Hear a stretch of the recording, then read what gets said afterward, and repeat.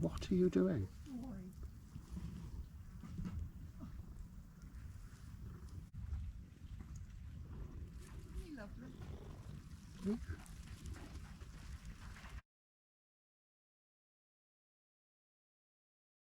Hello and welcome to Outlaw Bookseller with me, Stephen Andrews, writer, bookseller, collector.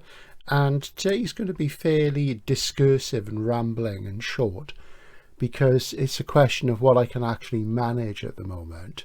As you know, I've not been well and I'm still not well, and it's affecting my ability to speak for even more than a few lines, as it were, before I lapse into coughing or extreme throat pain, so it will by necessity be brief. You'll have seen the updates recently where I've tried to put forward what some of the plans are. How things will go is hard to say really, but I just thought I'd cover a few sort of bits and pieces. Something that I did this morning, I put up a poll on the community page because YouTube is asking me to consider offering channel memberships. This has been an option that I've had for quite some time, but they're sort of encouraging me to do it. And quite frankly, the way things are progressing to keep the channel going, to keep myself incentivized enough to keep it going, because we are coming up to the 3rd year now, I may well have to do it. So do have a look at the poll. I'm interested in what you think. And when you look at the stuff on YouTube itself and on the internet about what you get for channel membership, it's all about like emojis and badges and stuff. Well, a lot of you people out there are mature, and even those of you who are young, you're obviously mature in your way of thinking. You're not going to be interested in stuff like that. So if I do channel memberships, the cost, I'll try and keep it low, but it would basically be about having exclusive videos, because I think that's the only thing that makes sense on this platform really. So I'd like to know what you'd like to see, and I've put 3 basic options, which would be like a book of the week option, where once a week I would talk about a particular book. I'll mostly do SF for say 15 to 20 minutes, and some of it will be planned, some of it will be just pick up and go for my reminiscences and talk about that book in a bit of detail and in relation to the author's other works or what was happening at the time, or where I think it fits in the canon or not of SF. And there'd be other sort of things come up in that as well, maybe some things which are of less wide interest to the majority of people who watch this as an SF channel. So that was one idea. Another idea was to have longer, more rambling, discursive, behind the scenes type things, warts and all things. And I've thought of trying to get some interviews in where you see me talking to friends, maybe get the video widow on and the occupier and other people I sort of come across who I've mentioned on the channel, and sort of make it a little bit more sort of coffee time-ish, if you see what I mean. And also the other option was random stuff, whatever I come across, whatever seems relevant and valid to do. It might involve more stuff about science fiction cinema. So those are basically the ideas at the moment, but I am looking at going that way.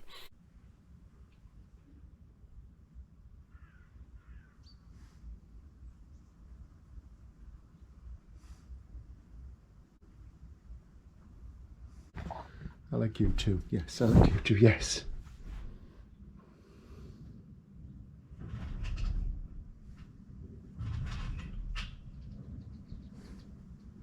It's like the Wild West, isn't it?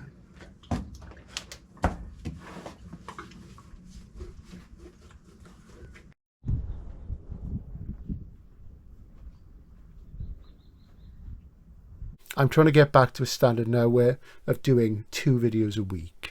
3 a week is something I don't feel I can do anymore, because it's not that the tank is running empty, anything but, loads of ideas, but it's just the time and the pressure and the medium-term illness, which I'm sure you're all sick of hearing about. I'm sick of it, I know that much.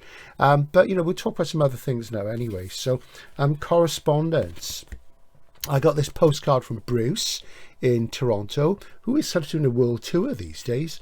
Thanks, Bruce. This is the 3rd one he sent me. This, of course, is The Wind from Nowhere by J.G. Ballard, on the Penguin ones.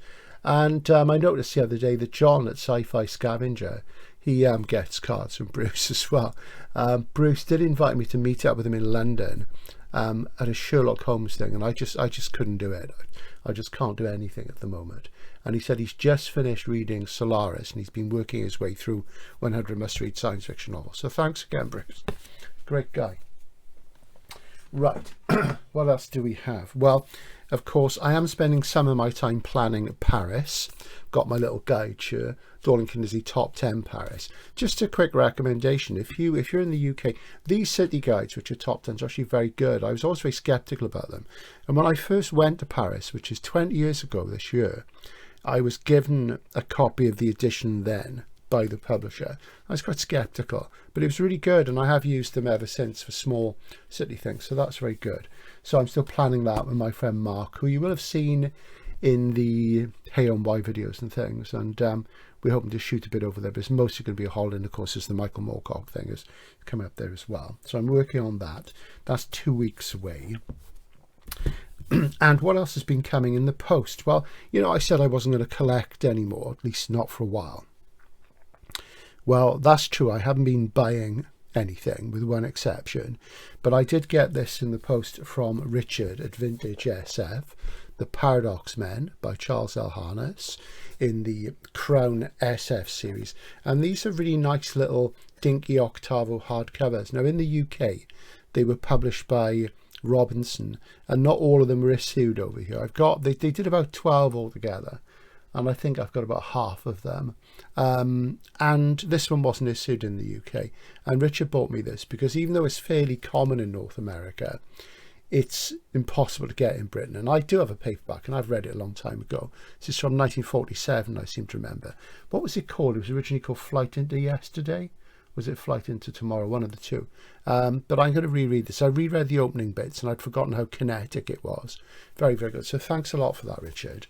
And what you notice, of course, is you notice with SF Booktube that us little guys, you know, who are sort of small community, we often mention other sort of booktubers. The big guys don't do that so much, which is a shame, I think, really, because, you know, it is nice to feel part of that overrated word community, overused word community. So maybe there's something in that, who knows. But I did buy one thing. It was only £10, and that was because, you know, the other day when I did the Michael Coney video, well, I showed you my copy of The Girl with a Symphony in Her Fingers, and it had a ripped jacket, and that's bugged me for years and years and years. So there are a few online, so I found one on Abe Books, and here we go. So that's my upgraded copy, and the jacket is far shinier, Elmfield Press, Josh Kirby jacket, but the book underneath had a really bad leaning spine, so it basically did the old trick of took the jacket off the one I just bought and put it on the old one. So I've got a nice copy now. Really, really nice that. My other one I think was price clipped. So this still has the original one I bought, £3.50 penciled inside. And thinking about that Coney video, I've come down stronger in favour of this one. So if you see it, pick it up. It's also entitled The Jaws That Bite, The Claws That Catch in the Door edition. Really nice. So that sort of really is my upgrade. There are only 2 hardbacks in my entire collection that I wanted to upgrade, and that was Chalk Giants by Keith Roberts, which I upgraded a while ago with Dorset Bob, and that nothing else needs upgrading. It's all lovely, you know, some things are not quite as nice as others, but it's the only upgrading I've ever done on hardcover fiction, really, which is good, really. So have I been reading? Well, yes, I have been reading. And what have I been reading? Well, of course, because I'm going to meet Michael Moorcock in Paris, I've been reading The Woods of Arcady, which came out, I think it's last year, early this year. This is a sequel to The Whispering Swarm. And I'm really enjoying this. It's brilliant. And as you see, it's got Paris, the Arc de Triomphe on the cover. And a lot of it's set in Paris. I'm still fairly early on in it. And Mike had urged me to read this before we meet up. And it's a wonderful combination of autobiography and fantasy, eternal champion fantasy, and it's great the way he does the two things together.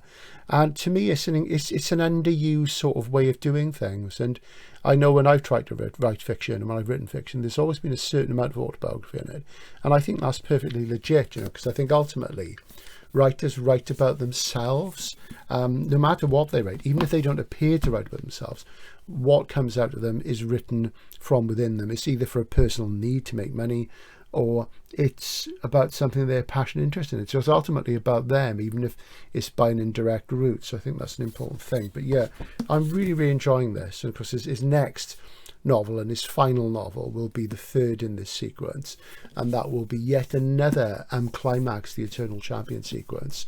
And the Michael Moorcock video I'm planning, which is a wide-ranging one, I was going to try and get that out before I went away to Paris, but it's just not going to happen because I can't speak for very long. Though I'm doing reasonably well this morning, but you'll notice I'm in a softer, lower tone. Maybe that's the way forward, who can say. And I've also been reading for fun because I've been in quite a 70s hard rock mode of late, and I really like 70s hard rock. And obviously, you know, I was growing up then, and even though punk rock was the big thing for me, 70s hard rock was always there in the sort of background. So I've just read this book by Martin Popoff, Lights Out, Surviving the 70s with UFO, who were a band I had like 2 singles by back in the 70s. And I got into them about 10 years ago, the classic Michael Schenker period. That's Michael Schenker there, German guitar player, who's a really interesting character. And, you know, they're pretty straight ahead, but they were good records. So I enjoy that because Martin Popoff's a really good journalist. He's written loads and loads and loads of rock and roll books. And this is a light read to me. I don't really read a lot of music books anymore. I tend not to read ones about people I know about because they go down a well-travelled path. And autobiographies and things like that by rock stars are never as revelatory as you want them to be, because of course a lot of the people they talk about are still alive, so they can't tell you a lot of the more scurrilous things you'd like to know. That's the sad fact of it. What else is coming up? Just to say, for those of you who are around, on a fortnight from today, so that'll be the 8th of September, there's going to be the book fair at Zardos, All You Need Is Books, in Westbury, England, Wiltshire, and Dorset Bob's going to be there, and it's going to be at Morris's place there. So look, Zardos, All You Need Is Books. Have a look on the Facebook pages, Vintage Paperback and Pups. Let me just call that up so I can give you more detail on that, because I've got my PC here in front of me. But I would normally be there, and my original plan was to really sort of go along and sell some stuff with Jules and be on a store with Jules. If you watch Jules Burt's channel, if you don't watch Jules Burt's channel, you should. Jules bought a huge amount of old penguins, and he's been sorting them out for weeks and weeks. And we've been in touch online through the medium of email, and he's been saying how he's been getting on. But if you go onto Facebook and look up Vintage Paperback and Pulp Forum, okay, group by Zardos Books, they will have all sorts of stuff there. And it's great if you like, people put all these great sort of pictures of old pulps and paperbacks out. It's a good fun thing, and that's run by Morris at Zardos. So as I say, that's happening on the 8th of September, so do have a look at that. And the website of course is All You Need Is Books, or Zardos Books, so do check that out. And Dorset Bob will be there as well. How exciting, because Bob will have the top quality stuff, and Morris will have loads of stuff really cheap, and Jules will have good stuff as well if you're a penguin collector, probably other things as well. What else is there to say? There's really for those of you who've done super thanks recently, thank you very much, because this has been the channel's worst performing month for a very long time. And what I will say is that January is always a quiet month, and that's because the thing with YouTube is that, of course, if you earn money on it, you earn it through advertising revenue. And you'll notice that some of the biggest YouTubers don't do much in January because they don't make much money. So, you know, it's one of those things. You'd never do much in January, just do a little bit. And usually you're burnt out by Christmas. And working in the retail book trade as I do, I'm always burnt out at that stage as you go on holiday. But this has been the worst month for ages because I just haven't been able to get the content out there. So there we go.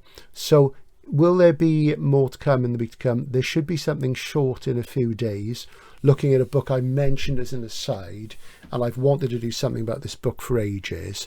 And it's not a science fiction book, but I think those of you who enjoyed some of my recent videos where I've gone out and shot on location will enjoy it. And it's a wonderful, wonderful book anyway. It's one of the best books I've read in the last 25 years. So that's coming up. And interesting to reflect, looking at what the views have been like. The irony is if I sit like this in the hideout, and talk about stuff, those videos get more attention than the ones where I've gone out to locations and, you know, shot things, because this is a visual medium. But it just goes to show it's hard to get people to sort of try those things. And yeah, they're usually thematic, because I like those things to have a kind of sense to them in terms of a theme, because, you know, otherwise it's just random. I know, you know, I've done shot things outside where I've talked about books. The first time I did that was like way back. I think it was in the early days of the channel, and like Matt from Book Pill does a lot of shooting outside in California. I'd like to do more of that. The problem is finding quiet, because the UK is so small, you know. So it is interesting looking at the relative popularity of things. Anyway, I've rambled on. I hope that's sort of kept you company for 15 minutes. I hope you like the random shots of me spending some time with Dobbsy the horse. And you know, maybe that's the sort of thing you'd want to see on a membership page. Maybe not. It probably will be more book oriented, obviously. And anything more I do out and about this will be on the Walking Bookseller channel, which is moving very slowly because I just haven't been able to make the content, and the weather in Britain this summer has been as unpredictable and useless as ever. So there we go. Anyway, hope you're all well. Have a nice Sunday, and I'll be back sort of midweekish with covering that book that I mentioned as an aside. You'll all be wondering what it is now, which is exciting, isn't it? Thanks for watching. See you again soon. Bye for now.